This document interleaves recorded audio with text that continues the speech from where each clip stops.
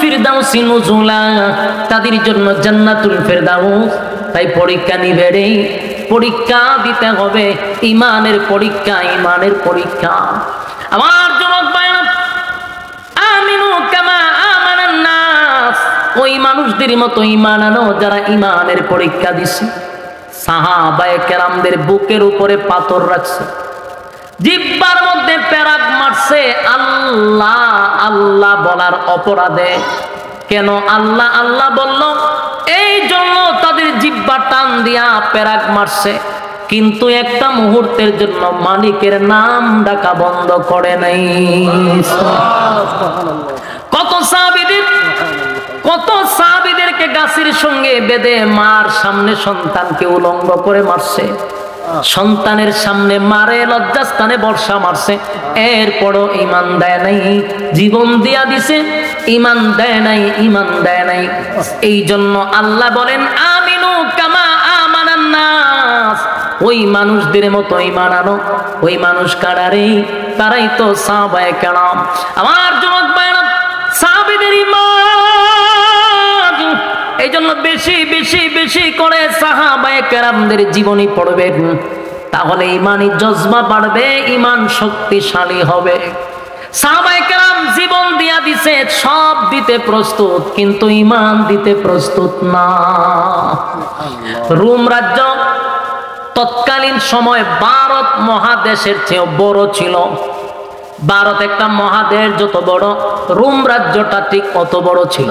রোমের বাদশাহ, তার সবচেয়ে বেশি পাওয়ার ছিল। আমেরিকার যেমন পাওয়ার, তৎকালীন সময়ে রোম বাদশাহ যিনি, তার সৈন্যবাহিনী বেশি, তার অস্ত্র বেশি, তার আয়তন বেশি, তাই তার পাওয়ার বেশি। রোম বাদশাহ চিন্তা করল, মুসলমানরা যেদিকে যায় সেদিকেই শুধু বিজয় বিজয় বিজয়, সুবহানাল্লাহ।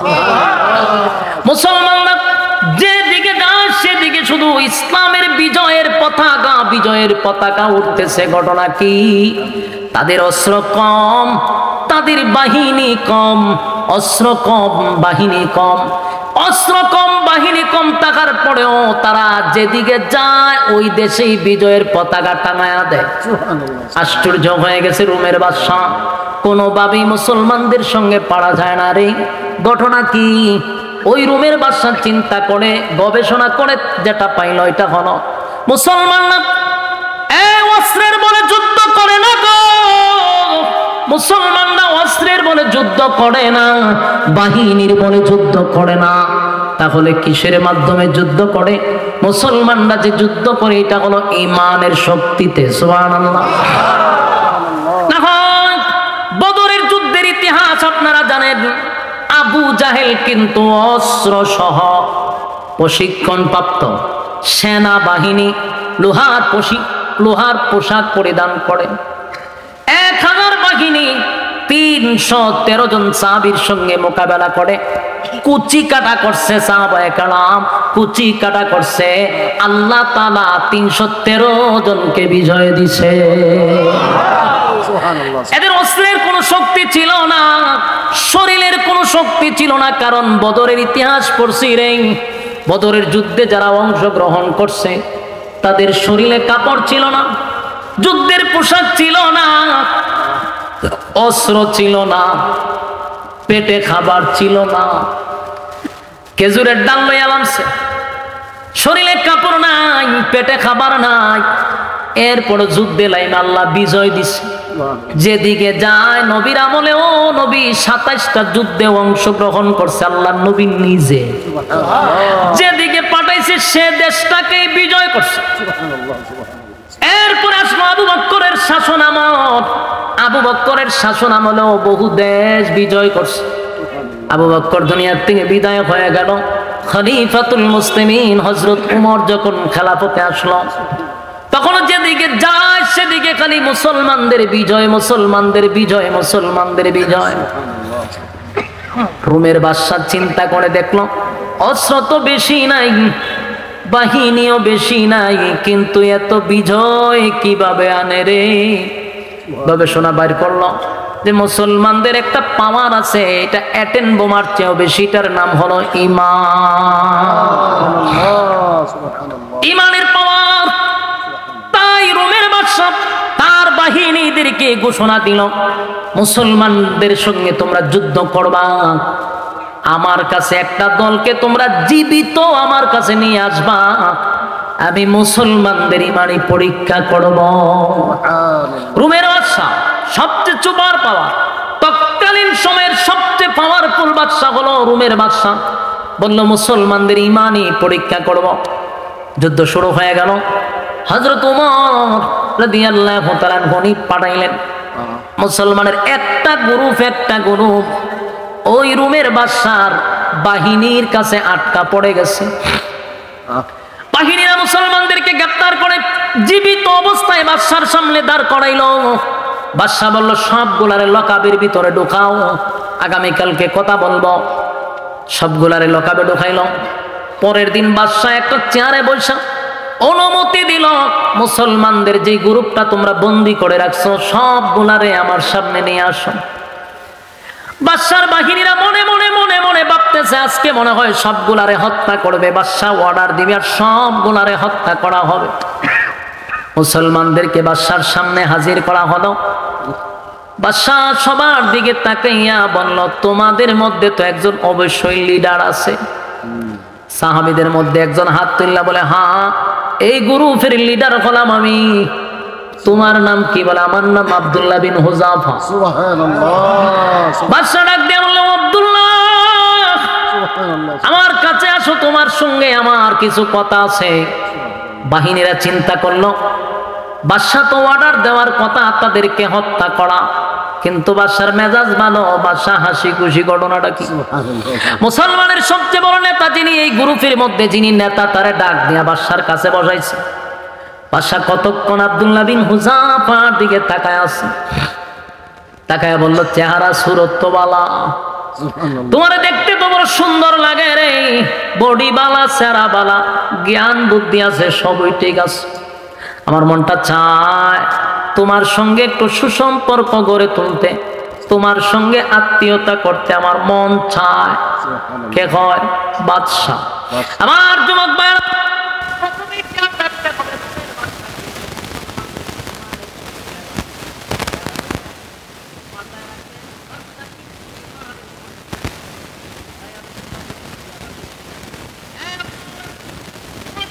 সুন্দর, বডি ভালো, সব ভালো, সব ভালো, তোমার সঙ্গে একটা সুসম্পর্ক তৈরি করতে মন চায় রে, কিন্তু মাঝখানে একটা বাধা আছে।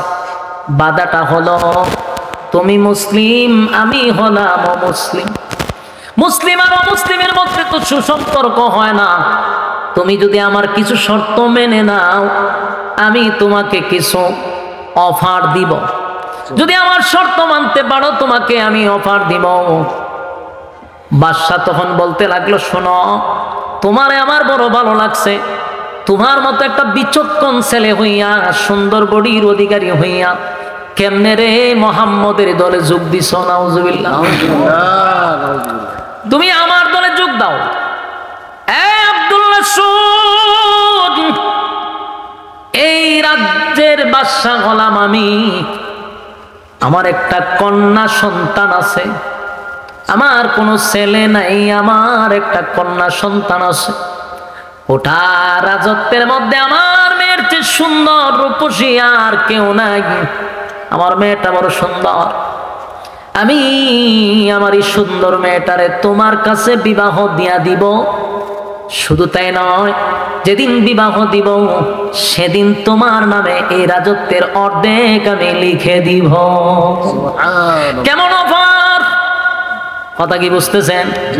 আমেরিকার প্রেসিডেন্ট যদি আমাদের মতো কোন মৌলবীরে ডাক দেয়া নেয়, হুজুর আপনি হুজুরগিরি ছাইরা দেন, আমি ডোনাল্ড ট্রাম্পের মেয়ের বিয়া দিব, আমেরিকার অর্ধেক আপনার নামে লিখে দিব। হুজুরের আমাদের ইমান আর থাকবো কিনা সন্দেহ আছে। কথা হয় না দি? কারণ আমাদের মধ্যে বহু হুজুর আছে রে, ইমানের জন্য, একটা শেয়ারের জন্য ইমান বিক্রি করে। শেয়ার পাওয়ার জন্য ইমান বিক্রি করতেছে। এটা আমার মধ্যে আছে, আপনার মধ্যে আছে। এই জন্য আমার বিশ্বাস খুব কম। আল্লাহ যদি কাউরে ইমানের শক্তি দেয় ওই বান্দার দ্বারাই সম্ভব, আর না হয় উপায় নাই। চেয়ারের কাছে আমরা বিক্রি হই, তাহলে আমি গ্যারান্টি কেমনে দিব? ফতোয়া তো অনেক দিবার, ফতোয়ার অভাব নাই। হয়তো আগে রাজত্বটা অর্ধেক ফায়া লই, মাইয়ারা বিয়া করে লই, এবার মাইয়ারা মুসলমান বানাবো আর রাজত্ব অর্ধেক মুসলমান বানাইলাম। ও কি সুন্দর ফতোয়া দিত। আগে যদি এটা হাসিল না করি তাহলে কি আর আমি মানুষ মুসলমান বানাইতে পারো? তাহলে আগে আমার বেঈমান হইতিব, এরপর আবার মুসলমান হইতিব। ফতোয়া মাইরা দিলে হইলে ঠিক নেই। কিন্তু নবীর সাহাবী মাথায় রাখবেন, নবীর সাহাবীদের ব্যাপারে আল্লাহ বলেন আমিনু কামা আমানান নাস, ওই মানুষদের মতো ঈমান আনো। ওই মানুষ বলতে তাফসীর কারকরা বলেন অবশ্যই সাহাবায়ে কেরাম বুঝাইছে। তাদের ঈমান আব্দুল্লাহ বিন হুযাফাকে এমন ভাবে আকর্ষণ করলো, এতগুলা অফার দিতে লাগলো। ইল্লা মাশাআল্লাহ, সবাই যে ঈমানের কাছে বেঈমানদের কাছে বিক্রি হবে এমনটা না। আমাদের বাংলাদেশেও এমন মুজাহিদ ছিল, টাকার কাছে বিক্রি হয় নাই, যেমন বাবনগরী রহমতুল্লাহ আলাইহি। উনি বাতিলের কাছে মাথা নত করে নাই, টাকার বস্তা নিয়ে আসছে, লাথি মারছে, বাড়িতে এখনো টিনের ঘর। এই বাবনগরী তাদের অফারে রাজি হয় নাই, বিদায় বাতের ওষুধ খাওয়াইতে খাওয়াইতে হুজুর রে মাইরা বলেছে। কথা বুঝতেছেন? সব হুজুররা বিক্রি হয় না রে। এই জমিনে এখনো বহু আল্লাহওয়ালা আছে না? না, এখনো বহু আলেমরা বাতিলের কাছে মাথা নত করে না, টাকার কাছে মাথা নত করে না। বহু হুজুরের কাছে টাকার বস্তা গেছে, লাথি মাইরা সরায়া দিছে। আবার বহু হুজুররা ওই নেতাদের কাছে বিক্রিও হইছে, আছে না নাই? সবাইরে এক পাল্লা বাই রাখলে চলবে না। এখনো পৃথিবীর জমিনে ভালো মানুষ আছে, বিদায় আমার আল্লাহ জমিন টিকায় রাখছে। ভালো মানুষ যদি না থাকতো, কসম খোদার এই জমিন থাকতো না, ইসরাফিলের সিংহায় দিয়া ধ্বংস করে দিত। আমার যুবক ভাইরা, আব্দুল্লাহ বিন হুযাফা তারে যখন লোভ দেখাইলো, লালসা দেখাইলো, দেখবেন যে কেউ আপনাকে তার বাগে নেওয়ার জন্য প্রথম অফার দেয়, কথা হয় না? অফার দেখো, গুলশান একটা বাড়ি পাইবেন, দেখেন চিন্তা করে দেন কি তা করবেন, আর একটা গাড়ি পাইবেন, আর বিদেশে ভ্রমণ করার জন্য কিছু টাকাও পাইবেন। সারা জীবন আপনার 14 গোষ্ঠী পায়ের উপরে ফাও তুল্লা খাইব, আপনি সিদ্ধান্ত নেন কি তা করবেন। প্রথম অফার দেয়। যখন দেখে হুজুর লড়ে না, হয় বেগম পার একটা বাড়ি ঘুরে দিব, তাও লড়ে না, তখন হয় তুলে আয়না করে ঢোকা, কথা হয় না? অফারে যখন রাজি হয় না, লুবে যখন পড়ে না, তখন কয় আয়না করে ঢোকা। নাটক বানা, জঙ্গির নাটক বানায় তার আয়না করে ঢুকায় দেখেন আমাদের অফারে রাজি হইল না, হুজুর কেন বিক্রি হইল না, তাই আয়না করে ঢুকা। আব্দুল্লাহ বিন হুযাফারে অফার দিছে, আমার মেয়ের বিবাহ দিব। 1 নাম্বার অফার। 2 নাম্বার হলো রোমের রাজত্ব অর্ধেক তোমার নামে আমি লিখে দিব। আব্দুল্লাহ বিন হুযাফারে যখন অফার দিতে লাগলো, আব্দুল্লাহ বিন হুযাফা কয় রোমের কুত্তা, তোর কথা কি শেষ? সুবহানাল্লাহ। রোমের বাদশা মানে মনে করেন এখনকার আমেরিকার সেই ডোনাল্ড ট্রাম্প, আধা পাগল। তার যে পাওয়ার আছে এর থেকে বেশি পাওয়ার ছিল তৎকালীন সময় রোমের বাদশা। তার সামনে কোন দেশের বাদশা কথা বলার সাহস পাইত না। কিন্তু আব্দুল্লাহ বিন হুযাফা এই বাদশার সামনে দাঁড়ায়া কয়, এ রোমের কুত্তা, তোর কথা কি শেষ? শেষ। তাহলে শোন, তোর মতো কুত্তার কথা আমার ঈমান আমি বিক্রি করব না। যখন দেখলো তার প্রস্তাবে রাজি হয় না, তখন এই বাদশা কয় তার আয়না করে ঢোকা। আয়না করে ঢোকায়া দেখ, খানা দিবি না, পানি দিবি না। সাথী সঙ্গীদেরকেও যখন ঢোকায়া দিল জেলখানার ভিতরে, বিশেষ করে আব্দুল্লাহ বিন হুযাফা যখন তারে কুত্তা কইছে, বাদশার গায়রতে লাগছে, ইজ্জত নিয়ে টানাটানি। আমার এতগুলা মানুষের সামনে এমন বিশ্রী ভাষায় কথা বলল, আমি দেখে নিব তার ঈমান কত প্রকার ও কি কি। একটা ঘরের মধ্যে বন্দি করছে, যেখানে পানিও নাই, খাবারও নাই, পানিও নাই, খাবারও নাই। 1 সপ্তাহ পর্যন্ত 1 ফোঁটা পানিও দিল না, 1 ফোঁটা পানিও দিল না, খাবারও দিল না। একজন নর্তকী বানাইছে।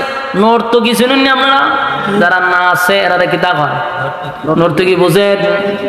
ওই যে মহিলারা পুরুষদেরকে আকৃষ্ট করে মঞ্চে নাচানাচি করে, যেমন মমতাজ, কথা কথা যেমন মমতাজ, দেড়শোটিকা মমতাজ যখন সংসদেও কথা কইছে এক সময়, ঠিক নেই? যার মূল্যায়ন ছিল মাত্র 150 থেকে 200 টাকা, ফুটপাতে গান গাইতো, মানছে 100-200 টাকা দিত। এই বেডি হয়ে গেছে সংসদে গিয়া গান গায়। বাংলাদেশ এটা তো কত উন্নত হয়েছে চিন্তা করছেন? আমাদের দেশের পার্লামেন্টদেরকে নিয়ে মানুষ হাসাহাসি করতো যে একটা নর্তকী যদি পার্লামেন্টে বক্তব্য দেয় 18 কোটি মানুষের বেইজ্জতি করা ছাড়া আর কিছু না। মূর্খ মানুষ যদি উঠতে জায়গা সংসদে, তাহলে কিয়ামতের একটা আলামত। রাসূল বলছেন মূর্খরা যখন যোগ্যতার আসনে বসে কথা বলবে, বুঝে নিবা কিয়ামত খুব কাছে। কথা কয় না? মমতাজের মতো বেড়ি এমন আছে। এই দেখুন নর্তকী। রুমের বাদশা ঈমান পরীক্ষা করার জন্য আব্দুল্লাহ বিন হুযাফার আয়নাগরের ভিতরে একটা নর্তকী পাঠাইছে। ও গিয়া তোর প্রতি আকৃষ্ট করবি, দেখ কি করে, ঈমানের পরীক্ষা নিতে। নর্তকী আব্দুল্লাহ বিন হুযাফার কাছে গিয়া যত অঙ্গ ভঙ্গি আছে যেগুলা করলে পুরুষ আকৃষ্ট হয়, তার কোনোটা বাদ রাখছে না, সব করছে। কইরা বাদশার কাছে আয়া কয় আমরা কই পাঠাইছেন? বলে গেছত না? বলে গেছিলাম তো। কই পাঠাইছেন? মানুষ না জিন? আমার ভয় লাগছে। বলে কে রে? কই একটা বারো আমার দিকে তাকাইছি। সুবহানাল্লাহ। আমার দিকে তাকাইলেন না, আমি আকৃষ্ট হইতো আমার প্রতি, হেতে যে আমি এত নাচলাম, এত খমর দুলাইলাম, কিন্তু একবারও চাইলো না। ভাষা ফেটে কি কস? বলে হ। তাহলে নারীর চক্রান্ত শেষ। খানাও দেয় না, পানিও দেয় না। 1 সপ্তাহ পর্যন্ত খানা নাই, পানি নাই, পানি নাই, খানা নাই। আব্দুল্লাহ বিন হুযাফা মাটির সাথে একেবারে মিশে যাচ্ছে, কথা বলতে পারে না, শরীরে কোনো শক্তি নাই, এটা বসতেও পারে না রে। একজন ডাক্তার গিয়া ঢুকছে, ঢুকে পরীক্ষা কইরা বাদশার কাছে আইসা কয় হুজুর, এই মুহূর্তে যদি লোকটারে খাবার না দেন মারা যাবে। বাদশা কয় মারা তো যেতে দিব না। খাবার দিছে একটা প্লেটের মধ্যে শুকরের মাংস আর পানির বদলে মদ। বলুন দুটোটা পাক না নাপাক? নাপাক খাবার। শুকরের মাংস আর হইল মদ নিয়া যখন ঢুকছে আর বলছে খাবার দিবার সময় বলবা যে এটার মাঝে মদ আর এটার মাঝে শুকরের মাংস। আব্দুল্লাহ বিন হুযাফার কাছে খাবার লইয়া গেল, গিয়া কইল নাও খানা খাও, এটার মধ্যে শুকরের মাংস, এটা মদ। আব্দুল্লাহর শারীরিক দুর্বলতা আছে রে, কারণ 6 দিন ধরে খানা নাই, পানি নাই, উঠতে পারে না, বসতেও পারে না, ভালো করে কথাও বলতে পারে না। এটাই তো স্বাভাবিক, কারণ তার দুর্বলতা শারীরিক, না খাওয়ার কারণে, ঠিক নেই? কিন্তু আমার জবাব দেন, আব্দুল্লাহর ভিতরে কি ঈমানের কোনো দুর্বলতা আছে? না, ঈমানের কোনো দুর্বলতা নাই। আব্দুল্লাহর সামনে যখন বলা হয়েছে এটা শুকরের মাংস আর এটা হলো মদ, আব্দুল্লাহ চোখ রাঙ্গায়া বলে এগুলা নিবি না লাথি মেরে ফালায়া দিব? জোরে জোরে কোন সুবহানাল্লাহ। ডাক্তার আশ্চর্য হয়ে গেছে, 6 দিন ধরে খাবার নাই, পানি নাই, সে তো কথা বলারই কথা না, কিন্তু সে রাগ করে হয় লাথি মেরে ফালায়া দিব। গিয়া হয় বাদশাহ, এটা এমন লোক শরীরে শক্তি নাই, ওইটা দাঁড়াইতে পারে না, বসতে পারে না, কিন্তু এই নাপাক খাবারের কথা বলার সাথে সাথে লাথি মারে ফালায়া দিব। বাদশা হয় সবগুলারে আমার কাছে দইরা নিয়ে আয়। এবার বাদশার সামনে যখন সবগুলারে আবার নিয়ে আসছে, আব্দুল্লাহ বিন হুযাফা হাঁটতে পারে না, দাঁড়াইতে পারে না, 2 জন মানুষের কাঁধে বর করে আব্দুল্লাহকে নিয়ে আসলো। বাদশার সামনে 2 জন মানুষের কাঁধে ক্লান্ত শরীর নিয়ে দাঁড়ায় আছে। বাদশা কতক্ষণ তাকায়া দেখে পেটে আর পিঠে লেগে গেছে রে, শরীরের মধ্যে কিচ্ছু নাই, কঙ্কাল হয়ে গেছে। বাদশা ডাক দিয়ে বলে আব্দুল্লাহ, এত বড় একটা অফার দিলাম রে, মানলি না, মানলি না। এবার তোর সামনে তোর সাথী সঙ্গীদেরকে আমি ধরে ধরে ধরে ধরে আগুনে জ্বালাবো, পোড়াবো, তোরেও আগুনে জ্বালাবো, পোড়াবো। এখনো সময় আছে, আমার অফার তুই মাইনা নে। আব্দুল্লাহ কথা বলতে পারে না। এরপরেও ডাক দেয়া হয়, এ রুমের বাদশা কুত্তা, ভালো করে শুন, আমরা একে একে আল্লাহর জন্য জীবন দিব, কিন্তু তোর মতো কুকুরের কাছে ঈমান দিব না। বাদশার মেজাজ গরম হয়ে গেছে। বাদশা কয়, তাড়াতাড়ি তেল গরম কর, বড় একটা ডেকসির মধ্যে তেল গরম কর। বিশাল ডেকসির মধ্যে তৈল গরম করা শুরু করলো। তৈল যখন গরম করা শুরু করছে, বলো এত বড় ডেকসির মধ্যে তেল গরম করার উদ্দেশ্য হলো মানুষদেরকে তেলের মধ্যে ছাড়া হবে। নাউজুবিল্লাহ। কথা বললাম, কথা বললাম। তেল গরম করছে, কইরা আপনারা মাছ যেইভাবে বাজি করেন, আগে কিন্তু তেলটা গরম করে এরপরে মাছটা ছাড়ে। তেল গরম করার পরে আব্দুল্লাহর কথা শুই না মেজাজটা বাদশার গরম হয়ে গেছে রে। সাথী সঙ্গীদের মধ্যে একজনরে তাফা দিয়া দুইরা তেলের মধ্যে ছেড়ে দিচ্ছে। এই মুরাদনগরের বাইরা ওয়াজকালি শুনতেছেন, একটু দিলের ভিতরে নিয়ে একটু 1 মিনিটের জন্য কল্পনা করেন তো, এমন তেল গরম করা যদি আপনি দেখেন আর আপনার সাথীদের মধ্যে একজনের তেলে ছেড়ে দেন, আমরা ঈমান থাকবো? কথা হয় না দি?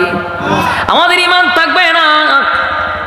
ওই সাহাবীরে দইরা তেলের মধ্যে ছেড়ে দিছে, মুহূর্তের ভিতরে হাড্ডির থেকে মাংস আলাদা হয়ে গেছে।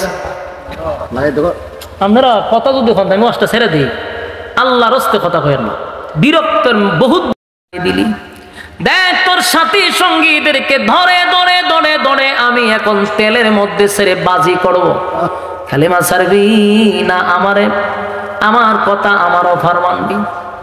আব্দুল্লাহর জবান থেকে কোনোভাবে আর এই কথা আনতে পারেন। আব্দুল্লাহ বারবার বাদশারে কয়, জীবন দিব, তোর মতো বেঈমানের কাছে মাথা নত করব না। বাদশা তো অবাক হয়ে গেছে, ঘটনা কি? এত কিছু করলাম কিন্তু ঈমান থেকে পিছপা করতে পারলাম না। এবার বাদশার রাগ উঠে গেছে, মাইরিলাম। বাদশা করলো কি, আব্দুল্লাহরে অর্ডার দিল, এই আমার বাহিনীর আব্দুল্লাহরে ধর। আব্দুল্লাহ বিন হুযাফারে ধরে হাতে পায়ে বেঁধে বলল, তারে তেলে ছেড়া দে। আব্দুল্লাহরে ধরে ধরে তেলের মাঝখানে নিয়ে গেল, তেলে ছেড়ে দিবে এমন সময় আব্দুল্লাহর চোখ দিয়া পানি পড়ে। আব্দুল্লাহ কান্দে।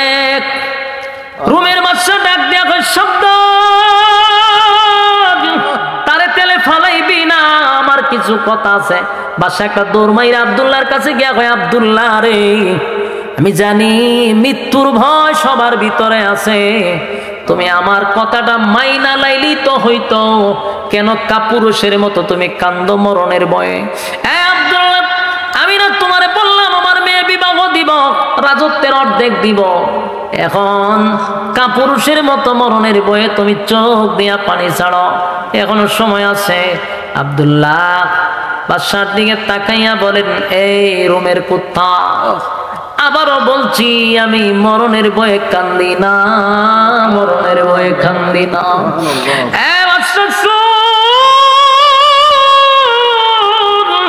আমার কান্নার কারণ হলো আমার অল্প বয়স, আমার বয়স বেশি না, কালেমা পড়ছি বেশি দিনও হয় নাই।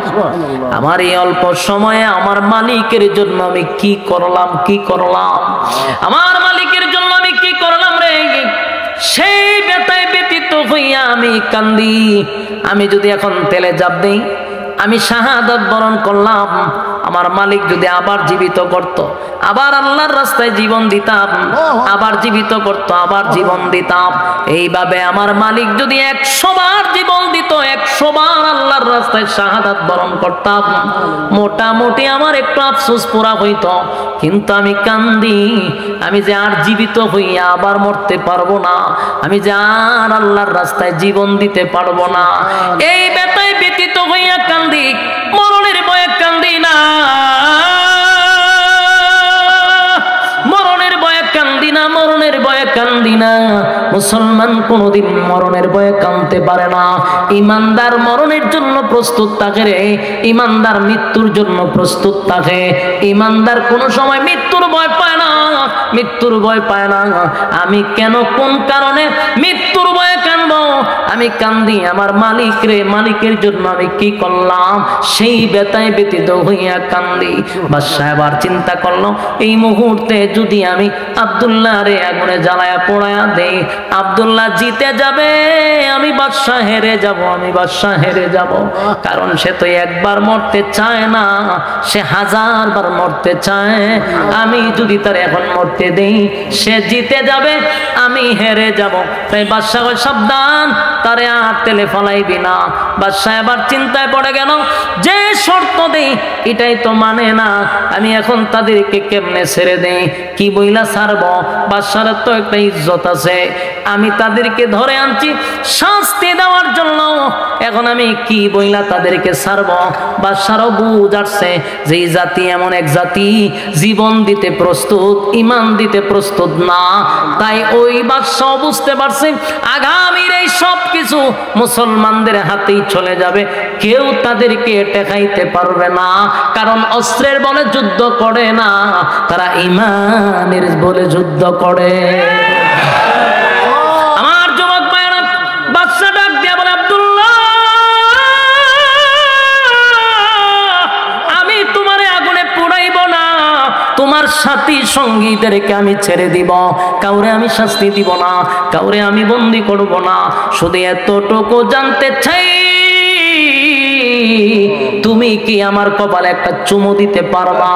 আমার কপালে যদি একটা চুমা দাও, আমি ওয়াদা দিলাম তোমার যত সাথী আছে, সঙ্গী আছে, সবগুলারে আমি জেল থেকে বাহির করে দিব, আমি নিরাপদে তোমাদের এলাকায় পৌঁছায়া দিব।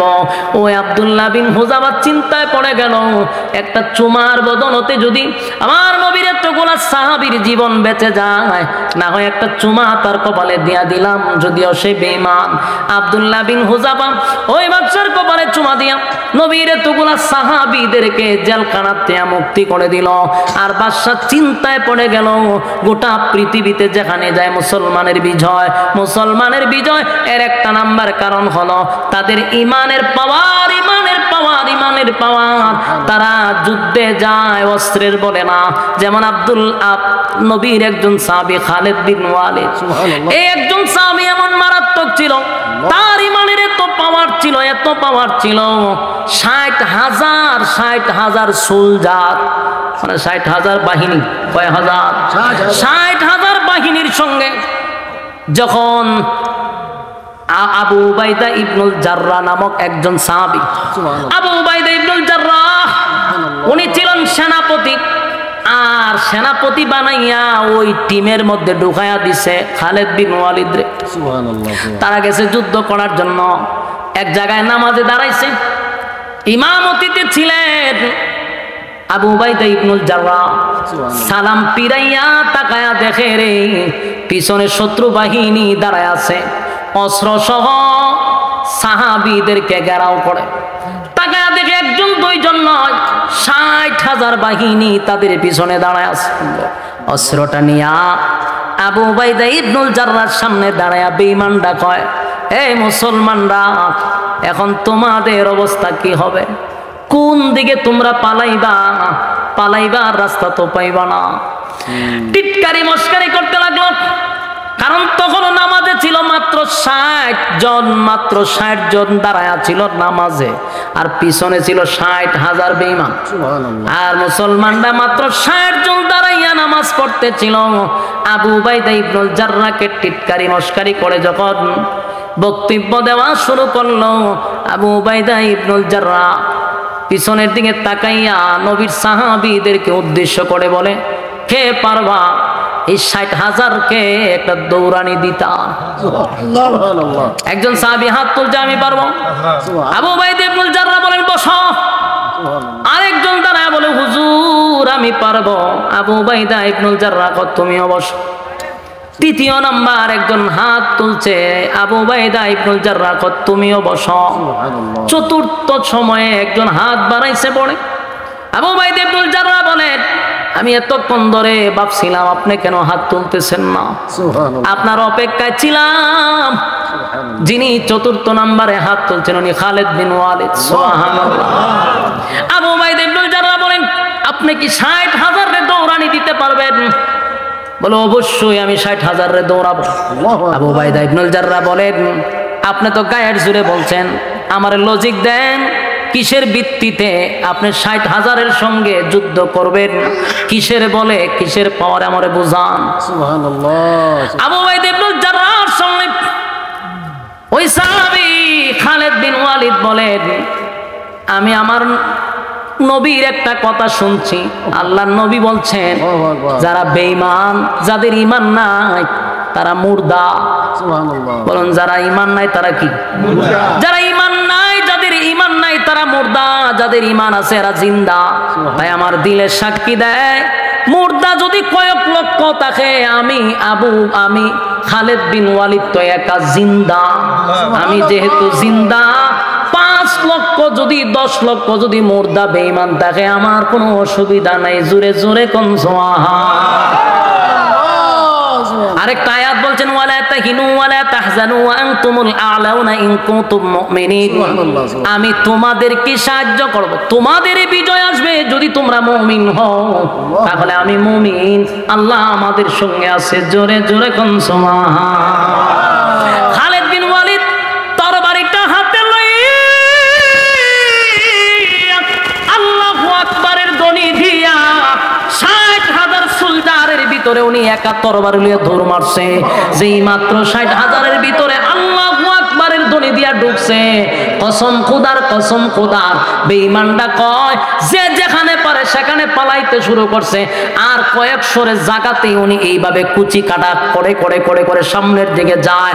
আর বেঈমানটা টাসা মারা শুরু করছে, কেউ উপরে কেউ পড়ে, কেউ দৌড়ে কেউ পালায়। একজন আরেকজনরে বলে, ঘটনা কি? 60,000 সোলজার বাহিনী, একজনের আল্লাহু আকবারের ধ্বনি শুই না পালাও কেন? বলে পালাই না, আমরা আশ্চর্য হয়ে গেছি। খালিদ বিন ওয়ালিদ যখন 60,000 সোলজারের ভিতরে ঢুকছে, আর তরবারি যখন একটা আসমানের দিকে তুলে দেখলাম একটা উড়াইছে, আসমান থেকে শত শত শত শত তরবারি নিচের দিকে লাভে। চিৎকার দিয়া কোন সুবহান। একটা জবান বন্ধ রাখবেন না, বলুন আল্লাহু আকবার। আরো জোরে কোন আল্লাহু আকবার।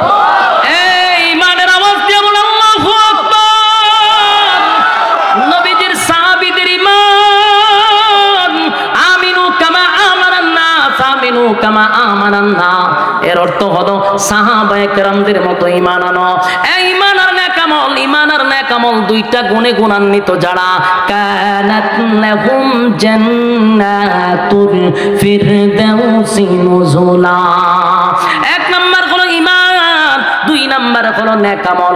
এক নাম্বার ঈমান, দুই নাম্বার হলো নেকামল। ওয়া আমিলুস সালিহাত, তোমরা নেকামল করো, নেকামল করো। নেকামল কোনটা রে? এই যে আপনারা এখানে বসছেন গভীর রাত্রে, আরামের ঘুম হারাম করে নরমাল বিছানাতে বসছেন, কোরআনের কথাগুলি শুনতেছেন, প্রতিটা হরফে হরফে 10টা করে নেকি আল্লাহ আপনি আমার আমল নামায় ঢুকায়া দিছে। জোরে কোন সুবহান। আমার যুবক ভাইরা, নেকামল নেকামল নেকামল নেকামল নেকামল, ঈমান আর নেকামল দুইটা গুণে গুণান্বিত হইয়া যদি যারা পরিমাণ ঈমান লইয়াও যদি কেউ কবরে যায় রে, আল্লাহ ওয়াদা দেয়, বান্দা ওয়াদা দিলাম, যারা পরিমাণ ঈমান লইয়া যদি কবরে আসো, গুনার কারণে জাহান্নামের আগুনে আল্লাহ জ্বলাবে, পোড়াবে, কিন্তু একটা সময় বান্দারে দইরা জান্নাতে ঢোকাবে ওই যারা পরিমাণ ঈমান থাকার কারণে। আর যদি ঈমান না থাকে গো, উপায় নাই, উপায় নাই, উপায় নাই, উপায় নাই, কোনোদিন জান্নাতের গ্রাণ পাবে না, কোনোদিন জান্নাতের গ্রাণ পাওয়া যাবে না। আমার যুবক ভাইরা, তাই এক নাম্বার হলো ঈমান, ঈমান ঈমান, দুই নাম্বার নেকামল, নেকামল নেকামল, দুই কানাত লাহুম জান্নাতুল ফিরদাউসি নুজুলা। আমি আল্লাহ তাআলা ওয়াদা দিলাম, জান্নাতের ভিতরে বান্দা তোদেরকে মেহমান বানাবো, আমি মেজবান হব। এরপর আল্লাহ বলেন, খালিদিনা ফিহা লা ইয়াবগুনা আনহা হিওয়ালা। আল্লাহ বলেন জান্নাতীরা জান্নাতের ভিতরে ঢোকার পরে আর কোনো আফসোস থাকবে না, আর কোনো আফসোস থাকবে না, আর মনের মধ্যে কোনো কষ্ট থাকবে না। যত আশা আকাঙ্ক্ষা, যত আফসোস জান্নাতের ভিতরে যাওয়ার পরে পড়া হবে। জেনে রাখবেন দুনিয়াতে কোনো মানুষের আফসোস পড়া হয় না, কোনো মানুষের আফসোস পড়া হয় না। গোটা পৃথিবীটাও যদি কাউরে দেওয়া হয় কোনোদিন আফসোস পড়া হবে না, কিন্তু জান্নাতে ঢুকার পরে বান্দা বান্দি আর কোনো আফসোস থাকবে না। আমার মালিক প্রত্যেকটা বান্দা বান্দি জীবনের তরে আফসোস মিটায়া দিবে। এক নাম্বার হলো মানুষ জান্নাতে যাবে তার মরণ নেই। দুনিয়াতে দেশের প্রেসিডেন্ট হোক, আমেরিকার প্রেসিডেন্ট হইল মরণ আছে না নাই? জোরে কয় মরণ আছে, মরণ আছে, মরণ আছে। বুড়া হবে মরণ আছে, মানুষ বৃদ্ধ হবে। আর জান্নাতের ভিতরে এক নাম্বার পুরস্কার হলো আর কোনদিন মরবেন না। এই নিয়ামত কারা কারা চান? দুইটা হাত তুলে দেখায়। লিল্লাহে তাকবীর, লিল্লাহে তাকবীর। কয় গুণে গুণান্বিত? দুই গুণে গুণান্বিত হইলে পরে আল্লাহ জান্নাতুল ফেরদাউস দিবে। সবাই খুশি না বেজা? সবাই কি জান্নাত হইতে চান? বিসমিল্লাহ খান। ফকড়ার দোকান দোকান সবাই ফকড়ার দোকান। সবচেয়ে বড় নোটটা বের করে মাদ্রাসা ছাত্র বেরো। হ্যাঁ, কেউ খালি হাতে যাবেন না। জয় মাদ্রাসা ছাত্র বেরো না, কেউ খালি হাতে যাবেন না। আপনারা দুয়ার আগে যতটুক পারেন দিয়া শরিক থাকবেন। দুয়ার মধ্যে কিছু দিয়া শরিক হইলে দোয়া কবুল হয়। মেহেরবানি করে, মেহেরবানি করে কিছু দিয়া শরিক হয়। আরে বই রইছে সব বিজা মিজা, সব সালাক সতর একটাও না, সব বিজা। এদের বই রয়েছে, বই আমার ভাই আসে। হ্যাঁ হ্যাঁ হ্যাঁ রে হুজুর যদি সালাক না হয় তাহলে ইউজুর লইয়া চলা তো বড় কঠিন। জলদি করো, জলদি করো। হ্যাঁ হুজুর উড়ুন না করে আসে আমার ভাই সাহেব। চিন্তা করে বড় কিতা করবো সাই আসে উঠব না। আর কাটা হুজুর বই আতা হুজুর উঠুন না করে উঠব না। ফের দুবাদে মা কালেকশন হেতে আমার ভাই এসে আসে। কই আইসি আপনি? জলদি করেন, জলদি করেন। কেউ খালি হাতে যাবেন না। যতটুকু পারেন মুনাজাতের আগে শরিক থাকবেন। আল্লাহ আমাদেরকে এই কথাগুলির উপরে বলনেওয়ালা শুননেওয়ালা উভয়কে সহি আমল করার তৌফিক দান করুক। সকলে আমিন কইন। সম্মানিত সুধী, আপনারা মুনাজাতে শরিক হয়ে যাবেন ওয়াদা করছিলেন। আমি অত্যন্ত খুশি যে আপনারা লড়াচড়া করছেন না। শেষ বেলা যার সব বেলা তার ভাত খাইছেন, হাত ধুইছেন না। ওয়াজ শুনছেন, মুনাজাত দিলেন না। এই দুটোটা সমান। এই জন্য আমরা মুনাজাত দিয়ে যাবো। আর টাকাগুলি তোমরা সবাই স্টেজে নিয়ে আসো। আল্লাহুম্মা আমিন। আলহামদুলিল্লাহি রাব্বিল আলামিন। আসসালাতু ওয়াসসালামু আলাইকা, আসসালাতু ওয়াসসালামু আলাইকা ইয়া রাসূলুল্লাহ, আসসালাতু ওয়াসসালামু আলাইকা ইয়া হাবিবাল্লাহ, আসসালাতু ওয়াসসালামু আলাইকা ইয়া রাহমাতাল লিল আলামিন। রব্বুল আলামিন, আল্লাহ গভীর রাত হয়ে গেছে, একটু কুদরতি নজর দিয়া তাকান। কত সাদা সাদা দাড়িওয়ালা মুরব্বীরা হাত বাড়াইছে।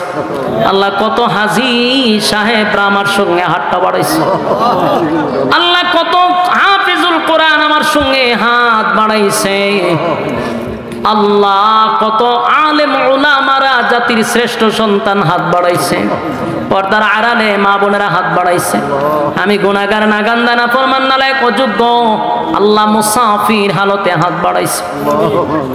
মুসাফির হালতে হাত বাড়াইলাম। মেহেরবানি করে যা বললাম যা শুনলাম নবীজির জুতার ধুলার বরকতে আমাদের দোয়ারে কবুল করেন। আল্লাহ আমাদের পক্ষ থেকে লাখো কোটি দুরুদ এবং সালাম সোনার মদিনায় পৌঁছায়া দেন। আমরার আব্বা আম্মা দাদা দাদি নানা নানি শ্বশুর শাশুড়ি আত্মীয় স্বজন যারা কবরে গেছে তাদের কবরে পৌঁছায়া দেন। আল্লাহ আমরা যা হাত বাড়াইছি আমাদের মধ্যে অনেকের মা নাই, বাবা নাই, দাদা নাই, দাদি নাই, মহব্বতের মানুষ অন্ধকার কবরে চলে গেছে।